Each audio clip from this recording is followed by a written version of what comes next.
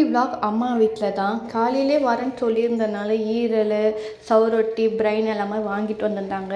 என்னதான் இது எல்லாமே சாப்பிட்டு ரொம்ப நாள் ஆச்சு. எனக்கு ஈரல்லாம் சமைக்க தெரியாது, எப்படி கழுவணும்னு கூட தெரியாது. ஆனால் அம்மா வந்து சூப்பராக செஞ்சு கொடுப்பாங்க. நம்ம வந்து அம்மா வீட்டுக்கு ஆசையாக போவோம். எப்படின்னா அம்மாவே வந்து எல்லாமே சமைச்சி கொடுத்து நம்மளை நல்லா கவனிச்சிப்பாங்க.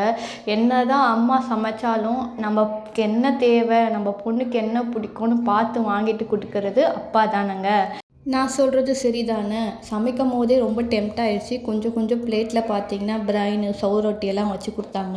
நான் அப்படியே சாப்பிட்டுட்டு இருந்தேன். அப்புறம் ஒயிட் ரைஸோட இந்த ஈரல் சாப்பிடும்போது உண்மையாகவே பசிக்கு அவ்வளோ டேஸ்டியாக இருந்தது. சாப்பிட்டு முடித்தோடனே 2 டைப்ஸ் ஆஃப் ஜூஸ் வாங்கி கொடுத்துருந்தாரு. நான் கோல்டுனால லைட்டாக குடித்தேன். ஆனால் வஞ்சிக்குட்டி நல்லாவே சாப்பிட்டாங்க. அப்புறம் நைட்டுக்கு வந்து இந்த தோசை ஆனியன், கருவேப்பிலெல்லாம் போட்டு சூப்பரான தோசை, அது கூட சாம்பார் வேறு லெவல் டேஸ்ட்டு தான்.